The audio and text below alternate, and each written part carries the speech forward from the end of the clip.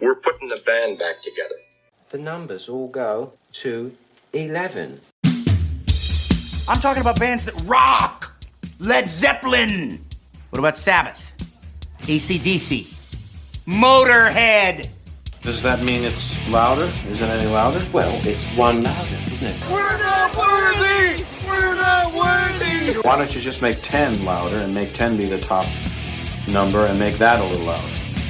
These go to 11. I get up off the ground and raise my head. Days like this, think I should be dead. One for Satan, two for me. Let's cheat the devil, it's fun, don't you agree? Welcome to the Nothing Shocking Podcast. I'm your co-host, Jeff Untied, and with me in Dog Bowl Studios is Coach Nez. You can find the Nothing Shocking Podcast on our Libsyn page or any podcatchers. Like our Facebook page or follow us on Twitter at NoShockPod. You can also find the Nothing Shocking Podcast on Rock Rage Radio every Tuesday night at 10 p.m. Central Time. Our sponsor is Ragged Records, located in beautiful downtown Rock Island, Illinois, soon to be coming back to downtown Davenport, Iowa. We would like to thank the Hong Kong Sleepover for letting us use their music for our intro and bumper ending. Tonight's guest is Parris Mayhew of Aggros, and formerly of Cro-Mags. Yes. So Aggros, he is promoting his new single, Chaos Magic. You can find it on YouTube. It's all over social media, so I suggest everybody check that out. Yeah, it was really cool. I really enjoyed it. Yeah, it was a fantastic interview. Great storyteller. Let's just get on to this interview. All right. Good night.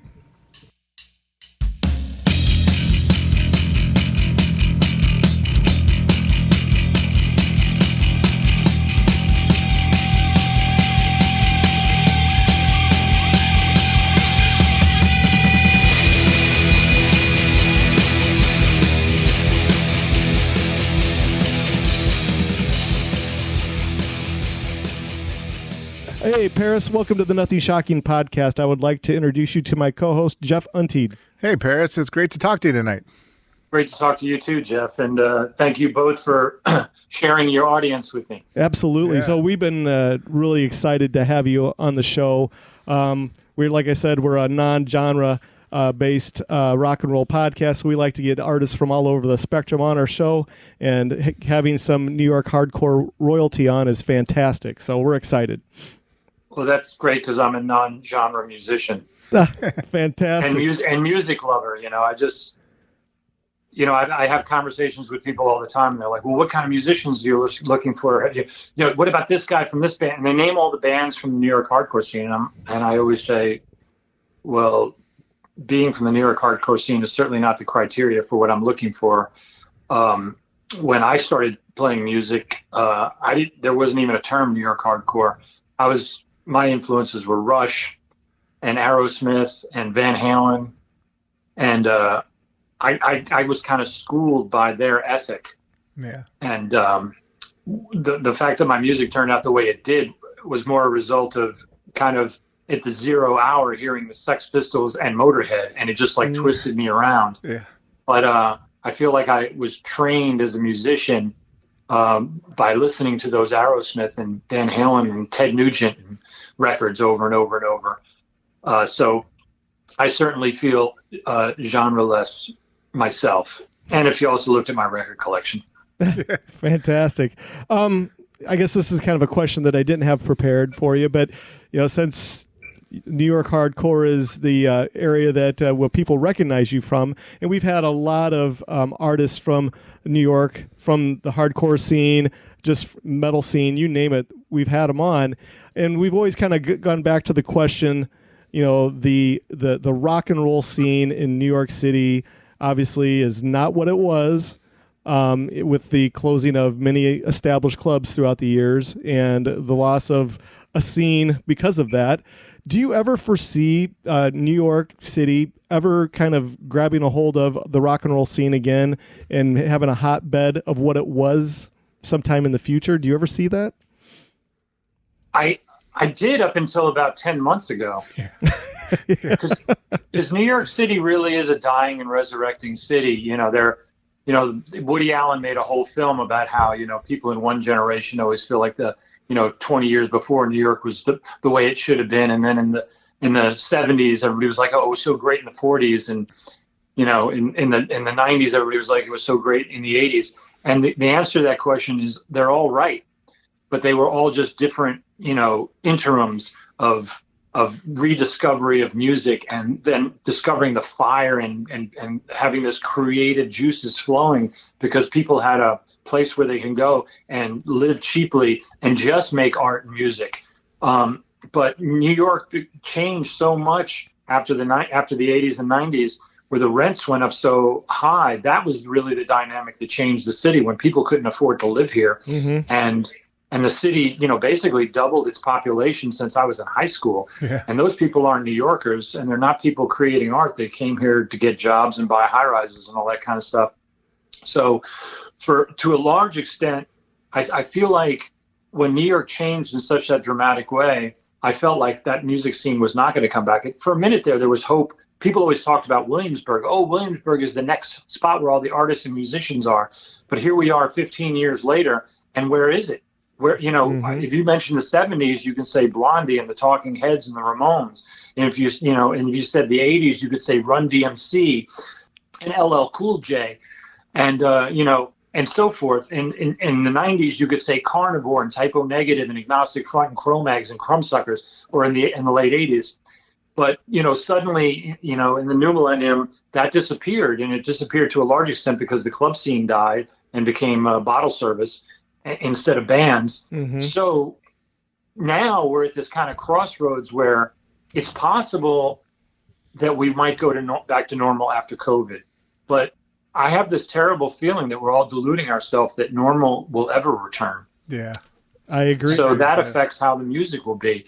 I tell you, because of COVID, New York City doesn't go back to the way it was, New York City is going to die.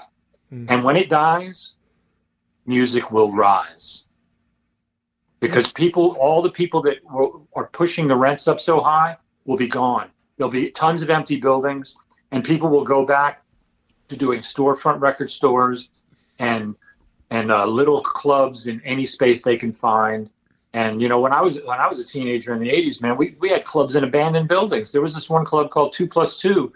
And we would, there was nothing else in the building, and the club was like on the third floor or something. We'd go there and see shows. And one day I walked by and the building was gone. It fell down. I mean, so I have a feeling if things don't go back, then New York will have a chance to return to its artistic festering. And I've discussed this with other people, especially with Jeff. We've gone out to dinner and talked about this subject. And I really believe that if we can get through this pandemic, whenever it happens, I really believe that rock and roll will end up having a renaissance somewhere, somehow, somewhere down the line, because there's enough people screaming for it. Do you have those same sentiments? I mean, obviously, I haven't released a song in 20 years, and then I suddenly did. I felt like, it's not like I wrote that song during the pandemic. I had actually recorded it before the pandemic, and actually had lived with it for a year or two. Actually, because I work in the film business, and I just found myself, wanting to play music, and I kept trying to hook up with different people to form a band in the traditional sense. And I guess that was my mistake, because I actually managed to assemble a full band at one point. And there was one guy in the band who wanted to be more like the Black Crowes, and there was another guy who couldn't really play that well, so I had to limit my songwriting. So I was like catering my songwriting to these people. Like this guy said to me, he goes, "Hey, couldn't we sound a little bit more like the Black Crowes?" And I said, well, I don't really do that. Yeah. I do this. But, and I tried to make him happy, so I wrote a song, and then the other two guys were, like, looking at me like I was crazy. But we ended up, so ultimately, like a year later, we ended up with, like, 8 songs that weren't what I intended when I started the band. And all the songs that I had written kind of were on the back burner. And then I managed to book a bunch of festivals in Brazil, like 3 festivals in a row, getting paid great money, going to Brazil for 10 days. It was like a dream come true. And then that guy who wanted to play the Black Crowes was like, "I'm quitting the band." I said, "What do you mean? We're about to go and play in front of 45,000 people." He says, "I don't think things are moving fast enough." Oh, my God. And I was like, "Yeah, but we're about to play in front of 45,000 people. You've played in front of maybe 45. Yeah. So he quit. But as a result of him quitting, me and the other two guys, like I brought in like 3 or 4 of my super heavy songs that this other guy didn't like so much. And then suddenly we were playing this really heavy material, but like the bass player couldn't play that good. So we weren't really playing any of my fast stuff like Chaos Magic. Like I had that song written back then. But like, people keep asking me, like, the copyright on the video says 2017. I was like, yeah, that's just when I copywrote it. That's how artists are. We write things and they linger and they sit around and they fester and they grow and all that kind of stuff. So I had actually recorded it. But what happened was then the bass player showed up to rehearsal high on heroin. And so he was gone.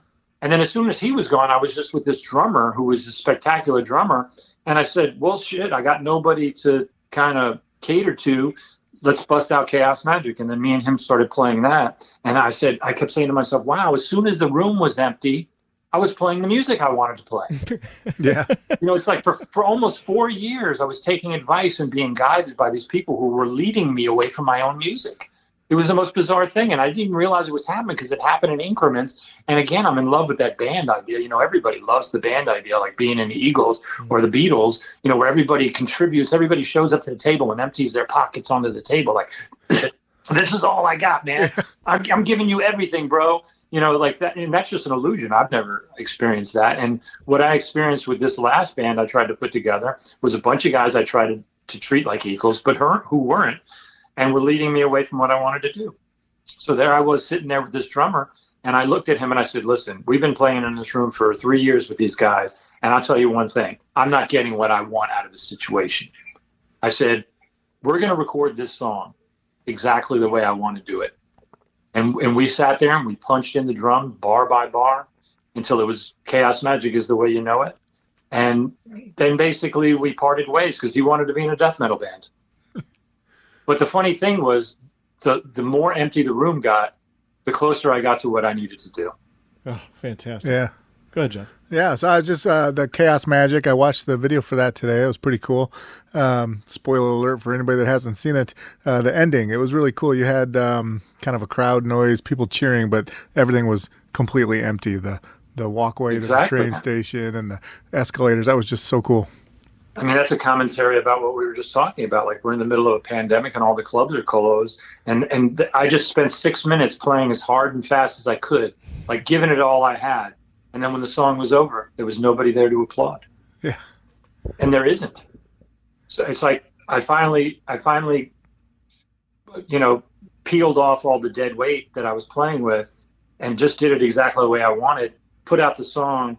It's being well received, but now I can't play it for anybody. Mm-hmm. Kind of terrible timing, but that's not, I don't really make or release music based on anything but my own desire to do it. I just let myself get sidetracked. Well, speaking of that, let's talk about Aggros. Let's talk about Chaos Magic all together here. You recorded the song that you always wanted to record, obviously, when the other members of your band left.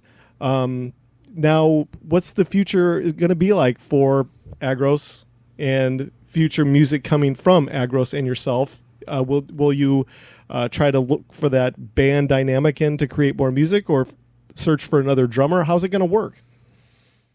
That's a good question. People plan and God laughs. So it's really hard for me to plan, especially considering that I really put a concerted effort over the past, I'd even say 6 years, because I was living in a loft, big, massive loft for a long time. And the reason I lived there was because I was able to set up drums and amps and play as loud as I want all hours. And it was a place where other musicians could come and they didn't have to worry about paying for a rehearsal space or putting in any kind of, monetary input. It was just all about showing up and doing the best you could. And so I just tried to make, and also because I was, most people that come into a situation with me are coming in to play my music. I would certainly like it not to be that way. I would certainly love to have a Glenn Frey or a George Harrison or or Jimmy Page walk in and have them have a whole musical voice themselves. I mean, that to me is what a great band is anyway. But since I haven't found that, I'm not waiting for anybody. And when I did the last Cro-Mags record, I hired a session drummer and I hired a guitar player. a second guitar player. And, at that time, I had a partnership with the bass player singer. So it was really us was the band. And we just had these other people that we hired when we went on tour or did records and stuff like that. And I still played all the guitars on the album, even though there was another guitar player. So that model worked for me then, but I didn't realize how much more it would work if I got rid of the bass player singer. Because now I'm making the same music, but without so much babysitting and coddling. And yes, baby, you don't look fat in that dress. Which you have to do with a lead singer. Yeah. Let's discuss. But I'm sorry. Go ahead. One more thing. I would love for 19-year-old Lane Staley to walk in my front door, or 25-year-old HR, or 26-year-old Bon Scott to walk in my door. That would be fantastic, and I would I would greet them with open arms and offer them a partnership. But that hasn't happened yet. So it's a real hard thing to make plans. My only plan is to just keep doing what I'm doing, and if I accumulate people along the way, like a snowball going down the hill that turns into an avalanche, that'd be fantastic. But if it doesn't, it really won't change what my music sounds like. Oh, fantastic. Yeah. Let's kind of discuss a little bit more the creation of Chaos Magic, the video. I read an article. You had a reporter doing some Q&A about your creation of this video. You have a really cool story that you were going in the middle of the night on a bridge recording, and I'm not familiar with New York City, but you're on a bridge and you did this in a series of days or nights or however it worked out for you and another person running the camera, doing different shots of yourself, playing guitar, playing bass. How did it all work out? Well, I've wanted to do a video on it's the Williamsburg Bridge. It's the bridge between Manhattan and Brooklyn, but it's not the one that goes between Manhattan and Brooklyn. There's three major ones that go between Manhattan and Brooklyn: the Manhattan Bridge, the Brooklyn Bridge, and the Williamsburg Bridge. The Brooklyn Bridge is the one that everybody sees, in television commercials, or the Manhattan Bridge, because the Manhattan Bridge goes over Dumbo, which is like a very shishy neighborhood. But the Williamsburg Bridge is more of a dark, sodium vapor, orange, old New York looking place. And that's what I really wanted. I wanted the music to represent, the video to represent my music. And, I'm a native New Yorker, and I feel like my music is a result of being a native New Yorker. So I wanted it to look and feel like the city of my youth, which to a large extent doesn't exist. All the lights and all the street lights have been retrofitted with LEDs, and even half that bridge has been retrofitted with LEDs, but all the walkways are lit with sodium vapor light. It's that beautiful orange light. And I've wanted to shoot a video up there for years. I even pitched the idea of shooting a video for my friend Brian Newman, who plays horns with Lady Gaga, but he puts out these solo records. And I pitched the idea to him, but then the pandemic happened, and I found myself listening to Chaos Magic over and over again and saying to myself, why am I still looking for the people? What I have on tape already is exactly what I want. So I decided that I would start shooting this video. And it was just when we started lockdown. And there's this kid I knew, Scott, who's an electrician in the film business. And he didn't want to lock down in his house with his grandmother and his mother and his sister because they all went out the house all the time, so he couldn't do a proper lockdown. So I told him, well, I have an apartment. I have a garden apartment in my house, and you can just isolate there. So he did. And then, a couple of nights later, I said, listen, let's go up onto the Williamsburg Bridge, because, everybody was like, defund the police and fuck the police and blah, blah, blah. But, man, you tell the New York City police you're going to defund them, you know what they do? They go home. Yeah. And there wasn't a policeman to be found in New York City. You couldn't see a cop car. You couldn't see a beat cop. They were non-existent. So me and this guy, we loaded up his car with a huge cart, lights, stands, sandbags, camera case, wardrobe change, 3 guitars.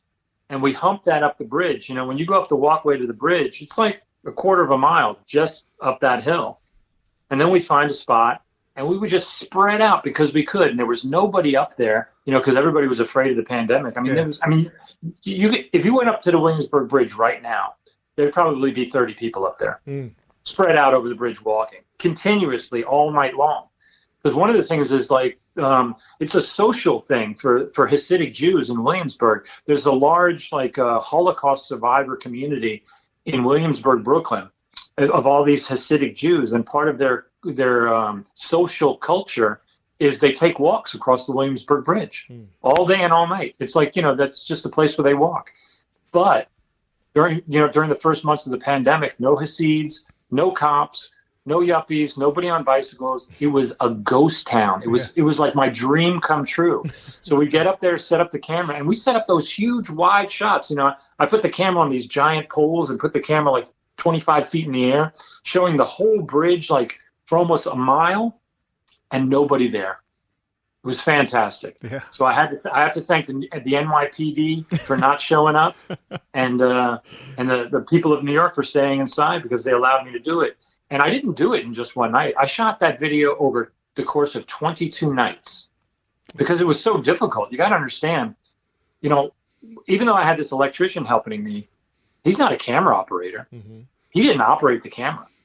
What I would do is we would finally unload all the equipment, take out the bass, and then I would set up the camera, and then I would put my guitar or bass or whatever it was, I'd put it on him, and then I would light him, and then frame up the shot, and then we would switch places. And then once we switched places, we'd have to stand there and wait for a train to go by. Because I don't know if you noticed, but almost every shot in the video, there's a train going by. Mm-hmm. Yeah, even if it's a close-up of my hands or a close-up of my feet, there's a train going by in the background. So the train going by takes about 25 seconds, right? Mm-hmm. So I could shoot for 25 seconds, but a train only comes every half hour. Yeah, that was my question. For every hour, I can only shoot 50 seconds of video. Oh, wow. So we would shoot for like 5 hours until the sun came up, and I'd have like 5 minutes worth of footage, which is nothing. Right. Like these little micro bursts of shoots. And when I first decided I wanted to do the video that way, I didn't realize that I was going to spend 22 nights standing around waiting for trains. But, in the end, I tell you, it was really worth it because that movement and that feeling of the train always being present is really, really powerful in the video. The video shows you obviously in different evolutions of your career, the look that you're showing yourself as far as maybe a younger version of Parris Mayhew opposed to what Parris Mayhew may look like playing guitar today. Was that the goal to kind of show them your audience, your listeners, people who love to watch YouTube videos, etc. The evolution of how you've come about as far as a musician as your visual look goes? Absolutely. There was two goals I had. One was, you always have to take into consideration that people that are going to embrace your music have never heard anything I've done before. So I just wanted for them to present the Aggros as a band. I wanted them to perceive it as a band. And a lot of people who don't know me, who watched the video, watched it 25 times before they realized that it was all me in the video. Yeah. But at the same time, I did want to represent that thing. I wanted to give Cro-Mags fans exactly what they wanted. I gave them me wearing a leather jacket, playing my red BC Rich, the Age of Quarrel Parris that they know and is locked in their nostalgic brain. So I gave them that. And then, I also paid homage to, all the bands and the music that I felt like influenced me. When the major one was Motorhead, and that's why I'm wearing the Motorhead t-shirt and playing the black Rickenbacker.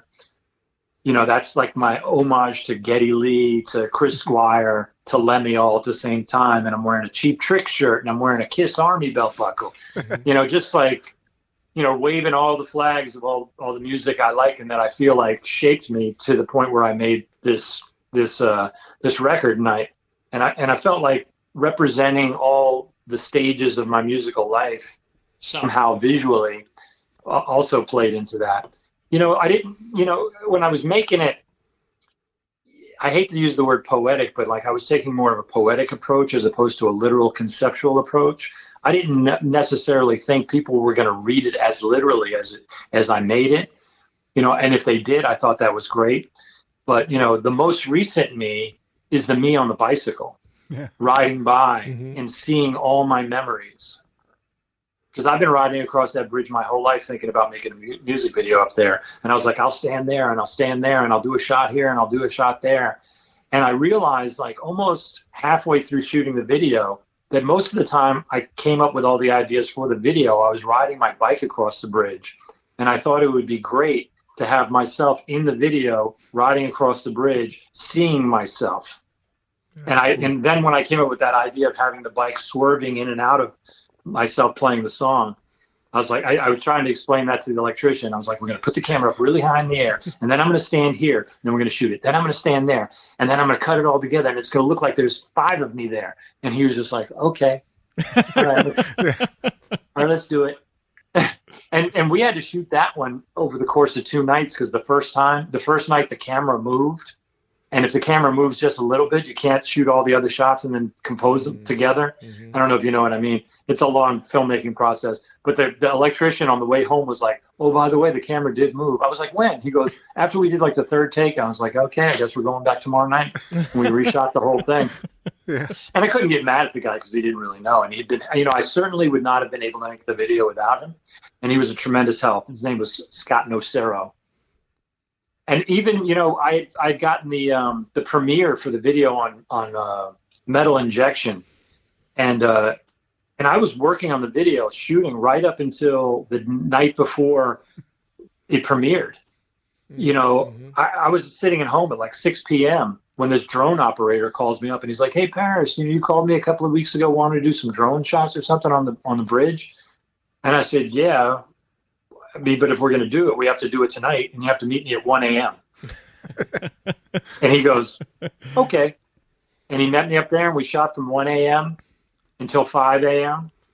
And I think we got like 3 takes, again, because we had to wait for trains, and it was pouring down rain.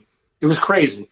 And so I got home at like 6 o'clock in the morning, loaded the footage into my computer, and started dropping shots into the video, the drone shots. There's only 4 or 5 in the whole video.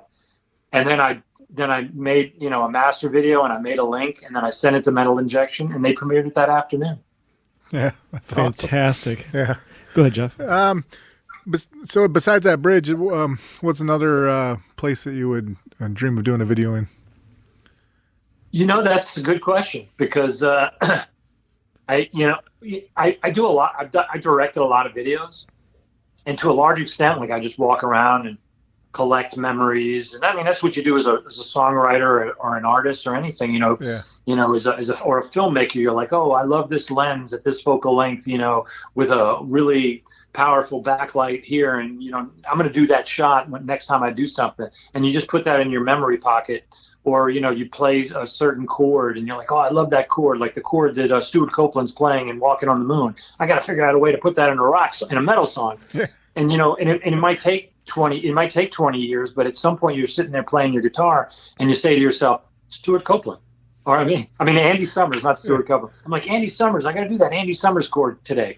And it was something that, you considered 20 years ago. And one of the things that I actually did in Chaos Magic in the intro, one of those chords was like a Don Dokken chord. Like I never liked Dokken, but there was this movie called Dream Warriors. Yeah. It was like a horror movie. And that, like, it had a really, popular commercial theme song where it started like, dun, dun, dun, dun, dun. And I was like, wow, how's he doing that chord? It's like he's playing an extra note. He's playing this weird note. And that must have been 30 years ago. Yeah.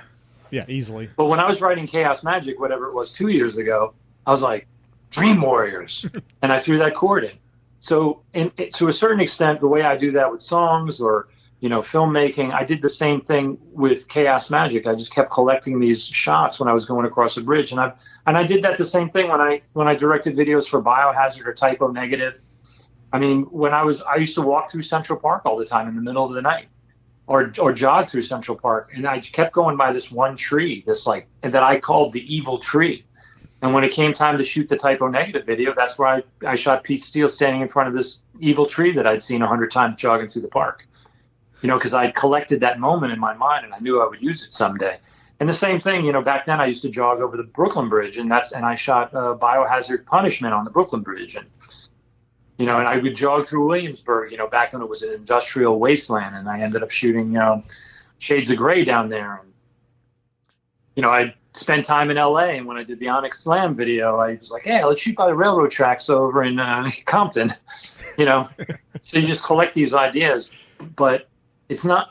I've actually kind of exhausted so many of my ideas that I'm now preparing to shoot another video. And my wife keeps asking me, and she's like, so what are you going to do for the next video? And I'm like, I don't know. Yeah. But it'll come to me. Oh, so cool. Yeah. Being involved as an occupation, film, director, producer, everything that you've been a part of, filmmaker, obviously.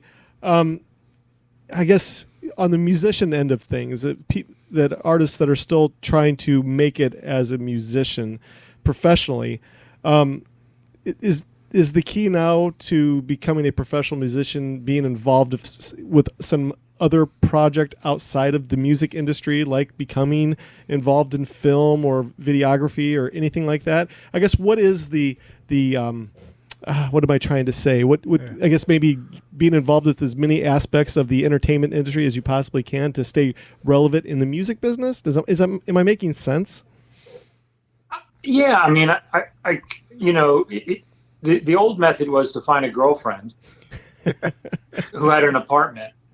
You know, I guess, you know, like you watch that movie Decline of the Western Civilization, like all those LA bands were, you know, they had girlfriends that were buying groceries and they were living at their house. I don't imagine too many people that are musicians have the skill set to stretch, to spread out into other ways of generating an income.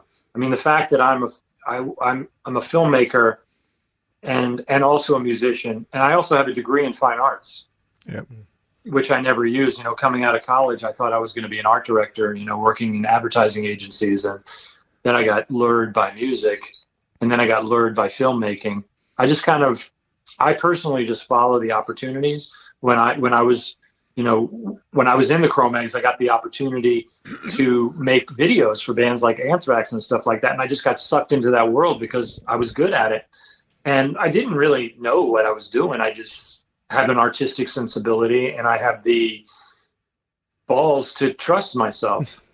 Really, that's the thing. You know, if somebody gives you $100,000 and says in 2 weeks you have to deliver something that's worth $100,000, that's intimidating to some people, but it never was to me. I just totally trusted my sensibilities and ran with it. And, you know, I work on television shows all the time where I'm face to face with, you know, big cinematographers and directors and actors, and it's all just routine to me. I don't know how somebody who's playing guitar can suddenly spread out. I mean, it certainly happens. I mean, Rob Zombie's made a career as a director, obviously, but I can't really think of anybody else. I tried producing records, but it really didn't suit me. I don't like being a babysitter. I was a babysitter in my own band. I didn't want to babysit another band. Yeah. Maybe if I found a band that didn't need a babysitter, but I don't think that exists. Doesn't seem like it, does it? No, it does not. With the release of Chaos Magic, and you've quenched a lot of your fans' thirst. Yeah. What's next as far as Aggros goes? As far as how many songs do you have written that you're going to be putting together for us to listen to here in the future? I'm not exactly sure. I guess I could write them all down and figure it out. But I have 4 recorded. I'm not particularly happy about the mixes. So I just got in contact with somebody, an old pal, my friend Mark, who is a drummer and has a studio. And he just reached out to me and he said, you can use my studio anytime you want. So I went in there last week and I did an edit on one of the songs, and I was going to prepare to record bass and guitar this weekend, but I've been practicing so much that my fingers are too raw to play. And so I postponed to the following week. But I do have one song mix that I'm ready to release. It's called Puzzle of Broken Bones. And I'm going to make a music video for it. And I don't know how long it's going to take. So I don't make any promises. And I'm only going to release these songs one at a time with a video. Yeah. I'm not on any kind of record label schedule. I'm not, you know, you asked me that question about making a living and all that kind of stuff. I mean, if that comes, that's fantastic. But this is not a commercial venture for me. This is just what I have to do. and I'm just going to do it the way I'm going to do it. And the way I'm going to do it is I'm going to make a video for the next song, and that's my only plan. Except, actually, that's not true. Once I'm about to release the fourth song, I'm going to release a 10-inch vinyl record of the 4 songs. Oh, Nice. thank God. Nice. And that's when it'll be available in record form.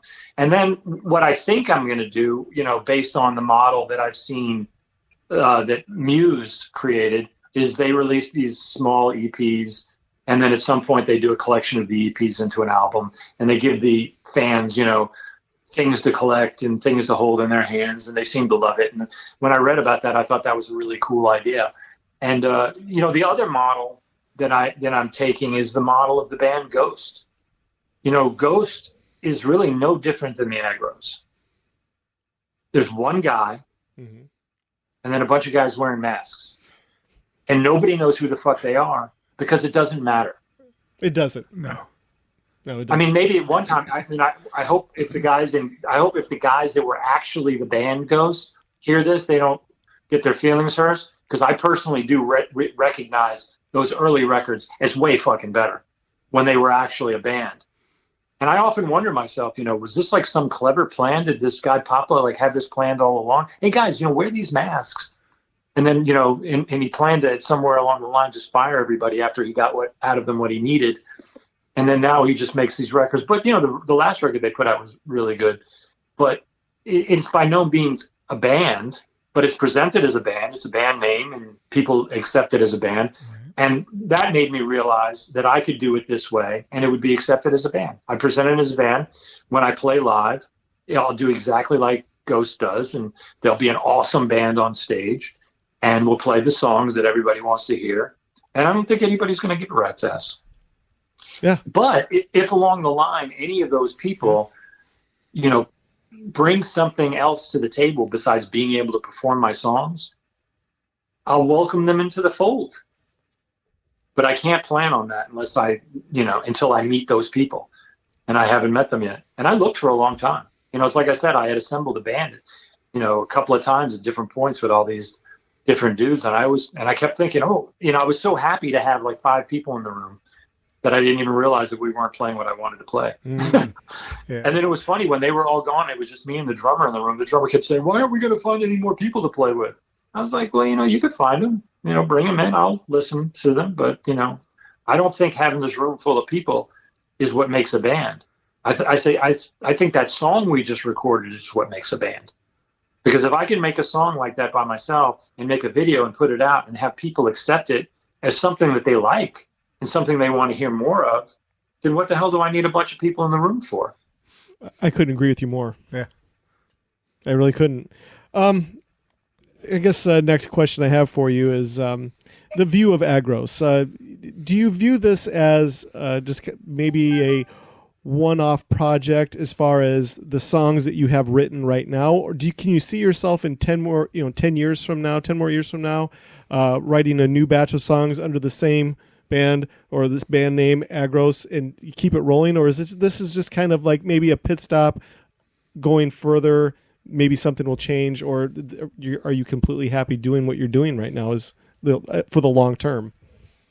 I really hope in 10 years I'm still doing it, and I can't see why I wouldn't. I mean, the only reason I'm not doing songs, the only reason the song Chaos Magic isn't a Cro-Mags song is because I don't want to have anything to do with those people anymore. Mm-hmm. I wasn't willing to fight with them over the name.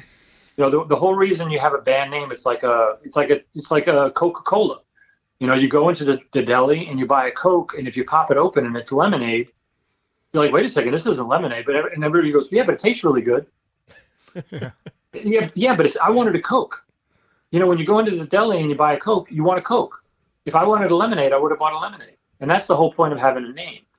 Now, the name Cro-Mags no longer means Coke. It's like lemonade, and it may taste all right, but it ain't Coke. So the only reason I'm in that position was escape, just escape the worst people I've ever known in my life. It was these guys got to realize to themselves when they sit alone that they got to know that they're real assholes if I was willing to give up my own music just to get away from them. But with the name Aggros, I don't have that situation. Anybody who comes into the fold will be joining this. And if they go, they go. But I never go. Aggros is now me. This is the Coca-Cola trademark on my chest. When you see Aggros, you're hearing Parris Mayhew's music. Now, other people might come in and associate themselves with the brand powerfully. But I see no reason to ever give up the name. I'm going to establish this trademark as who I am. And if I release an acoustic album, it's going to be called Aggros, and people will know it's my music. Fantastic. And that's really the only difference between the name Aggros and the name Cro-Mags. It's really just a continuation of the music I always did. Yeah. You know, even when we recorded the last Cro-Mags album, Revenge, you know, there was like 3 songs we recorded in the studio that me and the drummer did by ourselves. There were songs that I had totally written and arranged that the bass player singer didn't even know how to play. So we just did the basic tracks by ourselves. And then the bass player learned them in the studio and then wrote lyrics in the studio.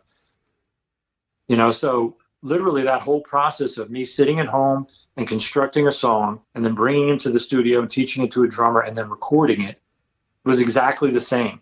You know, I could have taken those 3 songs and put Aggros on them. But at that point, it was already too late. I was like, damn. Oh, well, next time. Yeah.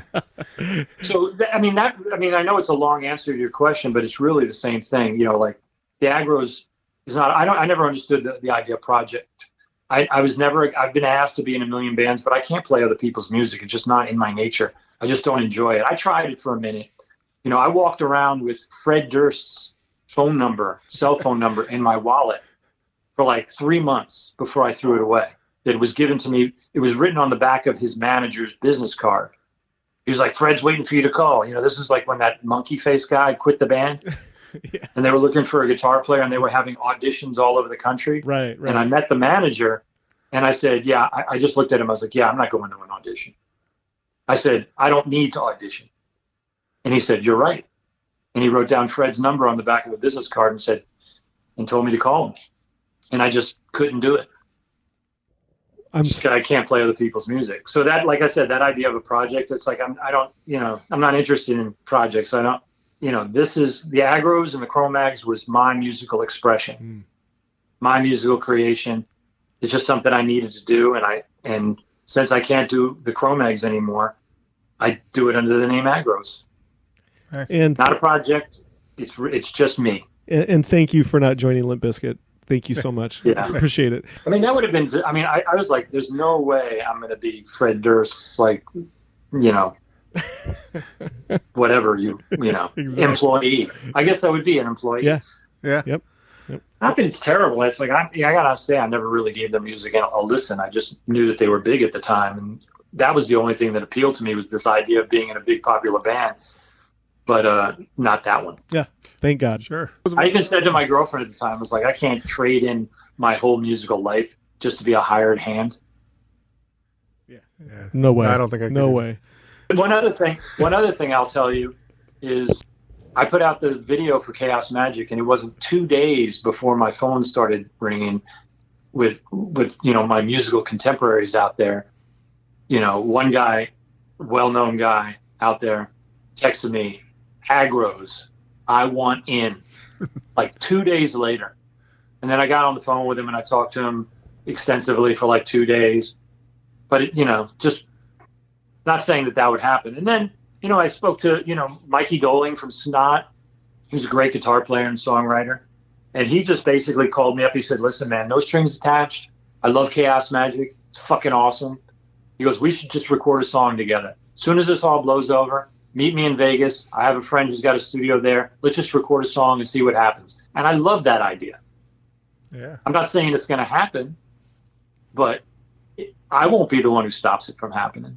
Yeah. And and drummers from like known bands, it's like, oh, send me a track, that kind of thing. Which is odd to me because I've been around for a long time. I just haven't been involved in the music business, but it's just amazing to have all these people reaching out to me. Well, when they hear something awesome, of course they are. Yeah. Go ahead, Jeff. So Okay, sorry, I didn't mean to cut off your last question. Oh no, that's okay.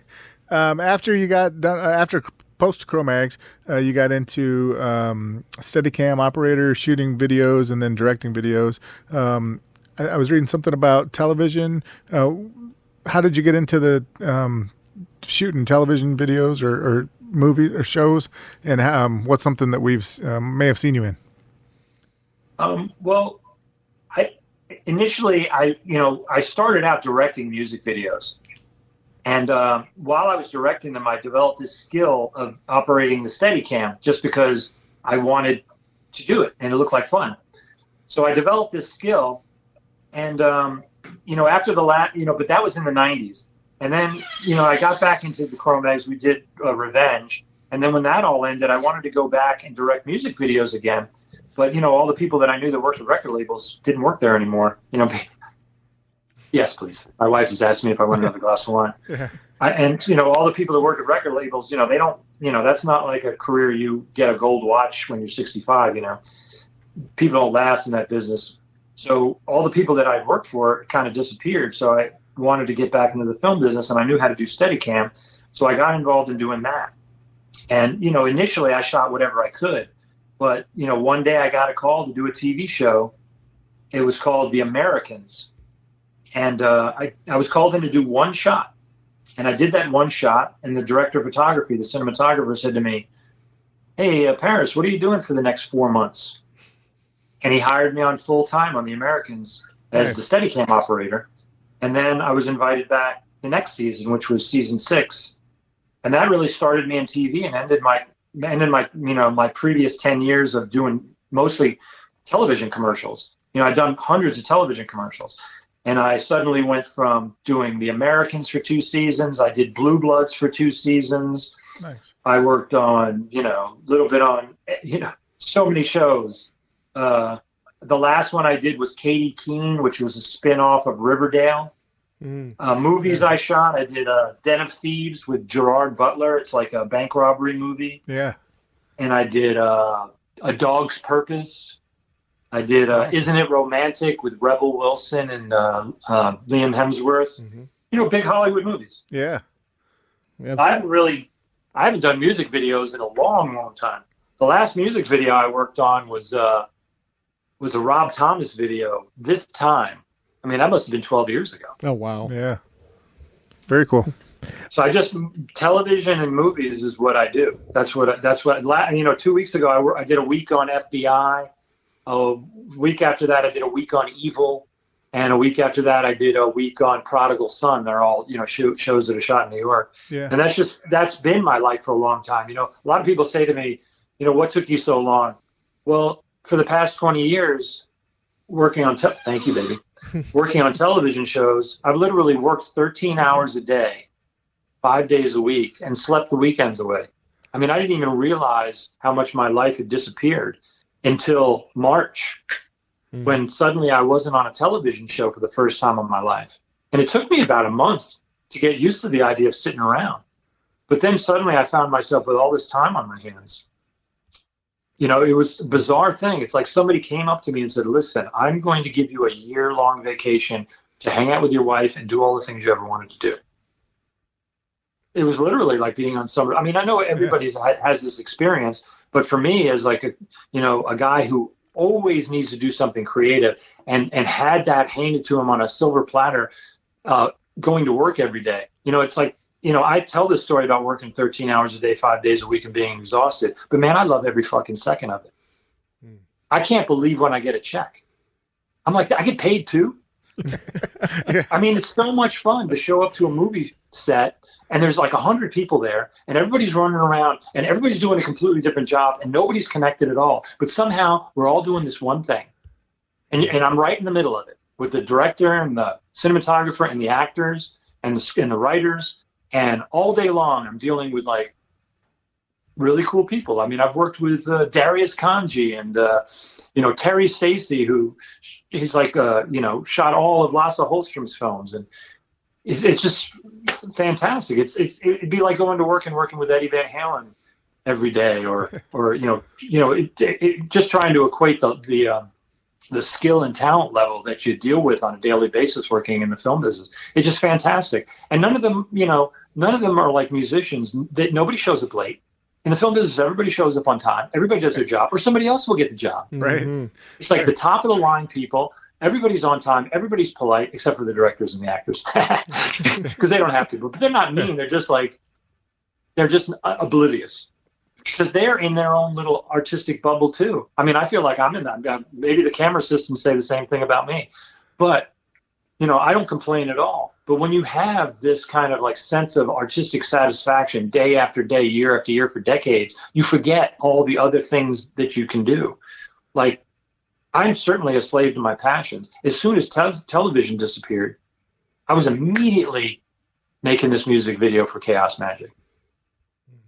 It's just what I have to do. I have to be able to make something, that sense of, that was one of the things about being in a band, which was really tough back in the day, because you'd spend like years and years writing songs and struggling. You're finally getting into the recording studio and you make an album, and you finally have that sense of completion after 5 years or whatever it is. And then if the album doesn't come out exactly like you want, it's just nothing but disappointment.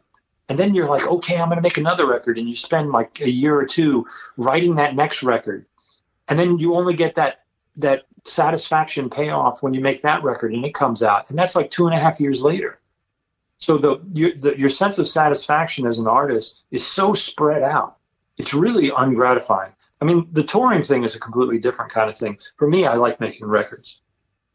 But this idea of the way I'm doing it now, like making one song at a time and putting out a video, it reminds me of when I directed music videos in the 90s. I used to love that. I would do like 2 or 3 videos a month, and I'd have that sense of completion and satisfaction 3 times a month. I was like, wow, in the band, I only had it every 2 years. I get this 3 times a month. Yeah. I'm going to keep doing this. Yeah. And I get paid a lot. It's like I'm sitting in my house right now. I never had a house when I was in the Cro-Mags. Mm-hmm. Fantastic. I mean, not that that's what it's all about, but I'm married now. Yeah. So I want a house to put my wife in. Definitely. Okay, I have one last question for you, and we're going to leave you alone for the night. It would behoove us to ask you one Cro-Mags question directly. And okay. So we're really getting close to running out of time here, because we got one more interview to do tonight at 7:30. But maybe you can sum this up for me really quickly. So I discovered Cro-Mags on the Best Wishes album, a little bit late, before obviously Age of Quarrel. Obviously, we know the differences between the two albums. John Joseph lead vocalist on Age of Quarrel.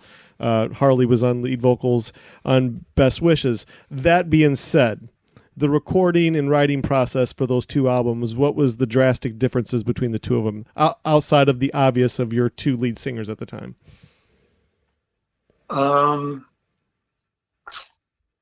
Well, I mean, the writing process really wasn't different for me, because I just mostly do it, sitting alone and playing and writing it. The big difference between Age of Quarrel is, we had another singer before John Joseph named Eric Casanova. Mm-hmm. And so he was in the band for quite a while, and he wrote many of the songs that are on Age of Quarrel. He wrote Life of My Own, Survival of the Streets, Street Justice, Hard Times. Mm-hmm. And if you just take those 4 songs right there, that's the entire Cro-Mags manifesto. Mm-hmm. Like the whole street ethic, street life thing. That was all Eric's, not John's. And Eric's not even credited on the album, which is really shameful. But so we had this whole process of, I would sit in my room and write my songs. Harley would sit in his room and write his songs. And we'd get together, and some of them we wrote together, which was great. I loved hearing my music being played back to me by somebody who as competent and as weird, talented as Harley. And Eric was fantastic. I mean, the kid never was a singer before. He just took out a notebook and wrote the lyrics to Hard Times, Survival of the Streets, Street Justice, like all these classic hardcore songs, all these, the shit that people are living their lives to this day. Yeah. And then, once the band was already established and we were playing gigs, and we had really most of Age of Quarrel's music written, then John came in. And we did a couple more songs with him. And everything that John wrote was great too. It fit right in.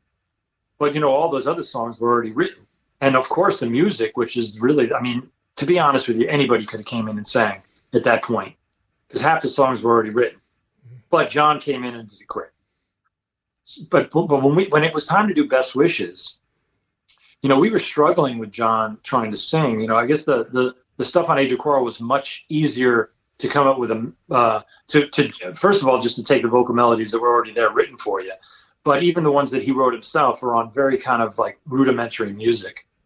Some of the songs only had 1 or 2 parts, and without any, unusual musical changes.